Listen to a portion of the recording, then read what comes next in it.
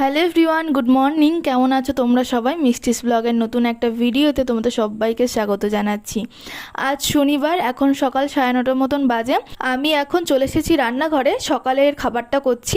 আজ সকালবেলাতে ভাত খাওয়া হবে না বললো, তো ওই জন্য ঝাল সুজি বানাচ্ছি।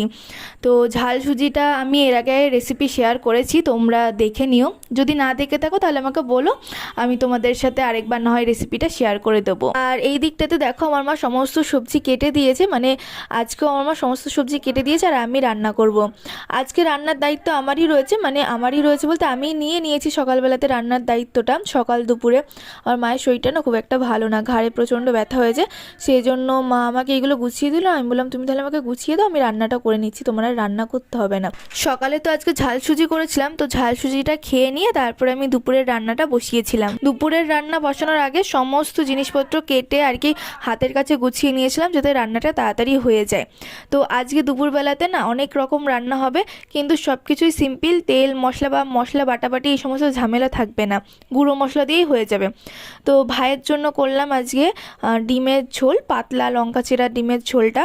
আর আমাদের জন্য লঙ্কা চেরা মাছের ঝোল হবে।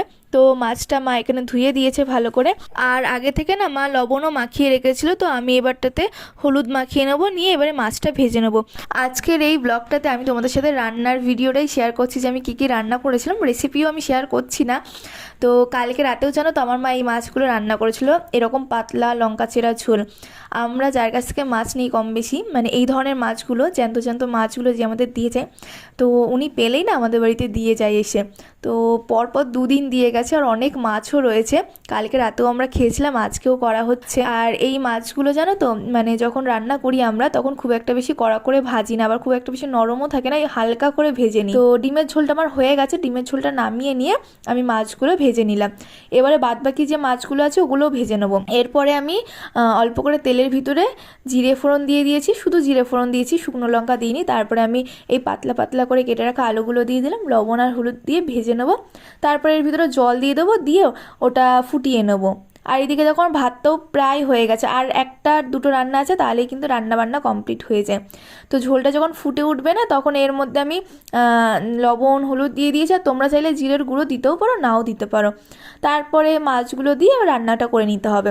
আর একটু ঝাল ঝাল লবণ চড়া হলে খুব ভালো লাগে খেতে। আর এই সবজিটা করেছিলাম পেঁপে, আলু আর কুমড়ো, মিষ্টি কুমড়ো আর কুমড়োর শাক দিয়ে। এটা খুব সুন্দর হয় খেতে। আর এই কুমড়ো শাকটা কিন্তু আমাদের বাড়ির কাছেরই কুমড়ো শাক।